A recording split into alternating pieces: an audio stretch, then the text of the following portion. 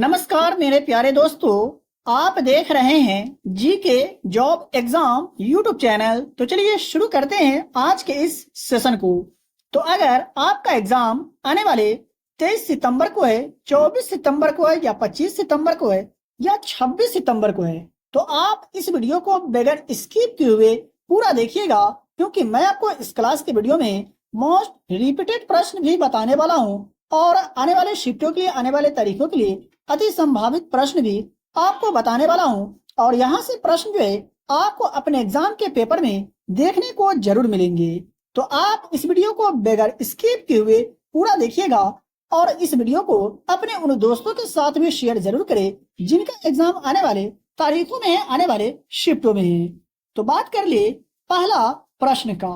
तो भारत में आपातकाल की जो घोषणा की जाती है, ये भारतीय संविधान के किस अनुच्छेद के तहत किया जाता है? भारत में आपातकाल की घोषणा। और यह जो प्रश्न है काफी बार एसएससी सीजीएल के एग्जाम में पूछा गया है। तो बात करें भारतीय संविधान के अनुच्छेद 352 का। तो अनुच्छेद 352 के तहत भारत में आपातकाल की घोषणा की जाती है, तो आप याद रखेंगे। बात करें अधिक जानकारी की, तो भारतीय संविधान के भाग 18 में अनुच्छेद 352 से 360 तक जो है आपातकाल से जुड़े प्रावधान है, आप याद रखेंगे। क्या समझे? भारतीय संविधान के भाग 18 में और अनुच्छेद 352 से 360 तक में, यानी 352, 356 और 360। आई होप कि आपको समझ में आ गया होगा। बात करें दूसरे प्रश्न का, तो 2008 में भारत रत्न पुरस्कार से किसे सम्मानित किया गया था? तो आप याद रखिएगा, पंडित भीमसेन गुरुराज जोशी को 2008 में भारत रत्न पुरस्कार से सम्मानित किया गया था। यह भी प्रश्न जो है एग्जाम में पूछे जा चुके हैं और आने वाले शिफ्टों में भी पूछा जा सकता है। तो बात करें अधिक जानकारी की, तो पंडित भीमसेन गुरुराज जोशी जो है एक शास्त्रीय संगीत के हिंदुस्तानी संगीत शैली के सबसे प्रमुख गायकों में से एक थे। तो आप स्क्रीनशॉट लेकर के रख सकते हैं, नहीं तो आपको फ्री में पीडीएफ दिए जाएंगे। वीडियो अगर पसंद आ रहा हो तो वीडियो को लाइक करें और चैनल पर पहली बार आए हैं तो प्लीज आप चैनल को सब्सक्राइब करके बेल आइकन को प्रेस जरूर कर लीजिए और अपने दोस्तों के साथ इस वीडियो को शेयर जरूर करें जिनका एग्जाम आने वाले शिफ्टों में, आने वाले तारीखों में है।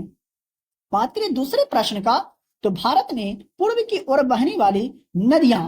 यहाँ सभी प्रश्न, कई प्रश्न जो है सो पूछे जा चुके हैं। तो आप याद रखेंगे भारत में पूर्व की ओर बहने वाली नदियों का नाम। तो गंगा नदी, ब्रह्मपुत्र नदी, महानदी, गोदावरी नदी, कृष्णा, कावेरी, पेनेरू और पेनियार और सुवर्ण रेखा नदी जो है, ये सभी नदी जो है भारत में पूर्व की ओर बहने वाली नदियां हैं। तो आपसे यहाँ से प्रश्न पूछा जा सकता है, तो आप इन सभी नदियों का नाम जरूर याद रखिए।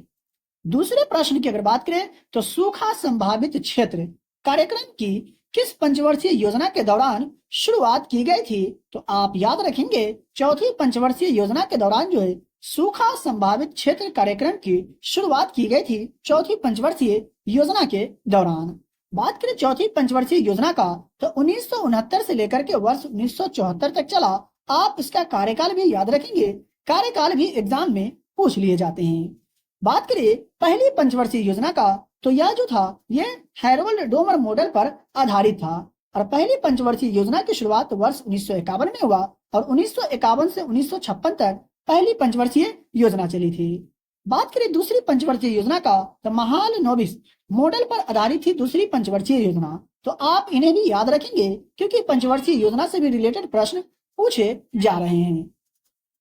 बात करें दूसरे प्रश्न का, तो किसे लोकनायक कहा जाता है? या तो याद रखेंगे जयप्रकाश नारायण को लोकनायक के नाम से जाना जाता है।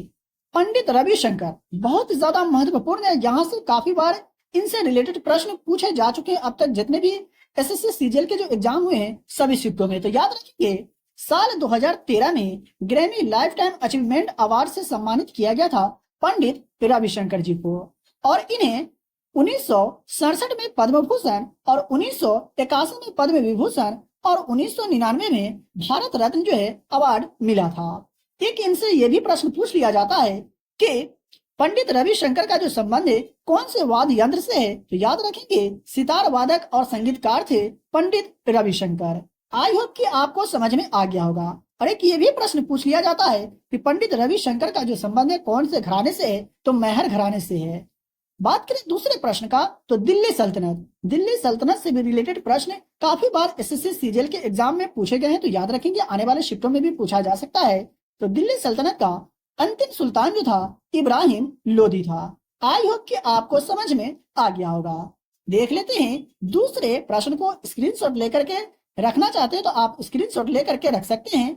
बात करें दूसरे प्रश्न का, तो खुदाई खिदमतगार आंदोलन के संस्थापक कौन थे? यहाँ से भी एग्जाम में प्रश्न पूछे गए हैं, तो याद रखेंगे खान अब्दुल गफ्फार खान जो है ये खुदाई खिदमतगार आंदोलन के संस्थापक थे। और इनसे एक ये भी प्रश्न पूछे जाते हैं कि फ्रंटियर गांधी के नाम से किन्हें जाना जाता है? तो याद रखिएगा खान अब्दुल गफ्फार खान को फ्रंटियर गांधी के नाम से इन्हें जाना जाता है। याद रखेंगे आने वाले शिफ्टों में आपसे प्रश्न पूछा जा सकता है।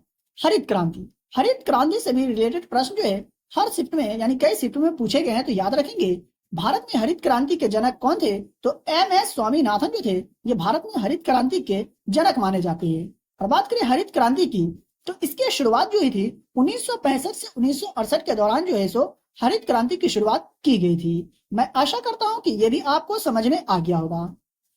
दूसरे प्रश्न की अगर बात करें तो खेलो इंडिया कार्यक्रम की शुरुआत जो है ये किस वर्ष की गई थी?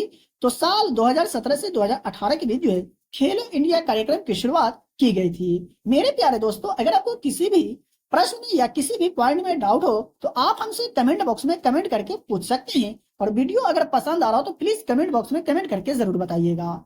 आवर्त सारणी से रिलेटेड प्रश्न जो है काफी बार एसएससी सीजीएल के एग्जाम में यानी कई शिफ्टों में पूछे जा चुके हैं, तो आने वाले शिफ्टों में भी पूछा जा सकता है। तो आप याद रखेंगे आवर्त सारणी में रासायनिक तत्वों को परमाणु संख्या के आधार पर व्यवस्थित किया गया है। वही बात करें दूसरे पॉइंट का, तो आवर्त सारणी में सबसे कम परमाणु संख्या वाला तत्व की अगर बात करें तो हाइड्रोजन है। और सबसे ज्यादा परमाणु संख्या वाले तत्व की अगर बात करें तो ओगेनेसन जो है ये सबसे ज्यादा परमाणु संख्या वाला तत्व है। आई होप कि आपको ये भी समझ में आ गया होगा। बात करें दूसरे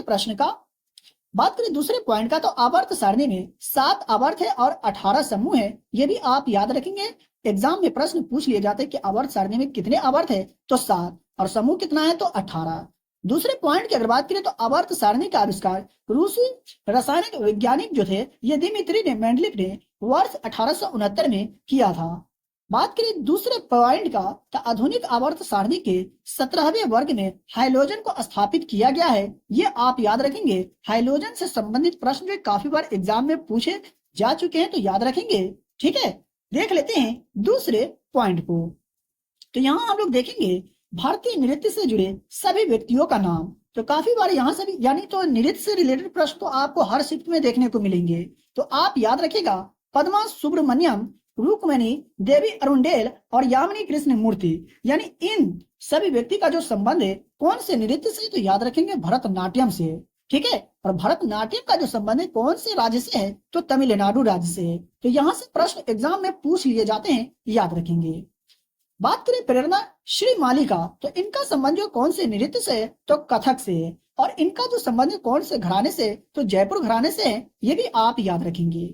बात करें दूसरे प्रश्न का, तो वैजयंती काशी का जो संबंध है कौन से वाद नृत्य से है? तो कुचिपुड़ी से है। ठीक है, बात करें दूसरे प्रश्न का, तो आयुष्मान भारत योजना किस वर्ष शुरू की गई थी?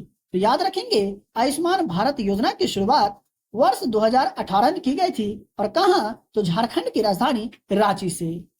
तो मेरे प्यारे दोस्तों, ये थे कुछ महत्वपूर्ण प्रश्न जो आने वाले शिफ्टों के लिए काफी महत्वपूर्ण है। और यहाँ से प्रश्न जो है आपको अपने एग्जाम के पेपर में देखने को मिल सकते हैं। वीडियो अगर पसंद आया हो और अभी तक लाइक नहीं किए तो वीडियो को लाइक करें, और चैनल पर पहली बार आए तो चैनल को भी सब्सक्राइब करके बेल आइकन को प्रेस करें। और इस वीडियो को अपने उन दोस्तों के साथ शेयर जरूर करें जिनका एग्जाम आने वाले शिफ्टों में आने वाले तारीखों में। फ्री में पीडीएफ प्राप्त करने के लिए वीडियो के डिस्क्रिप्शन में दिए गए टेलीग्राम चैनल को ज्वाइन करें और फ्री में पीडीएफ प्राप्त करें। तो चलिए मिलते हैं फिर से एक नए वीडियो में।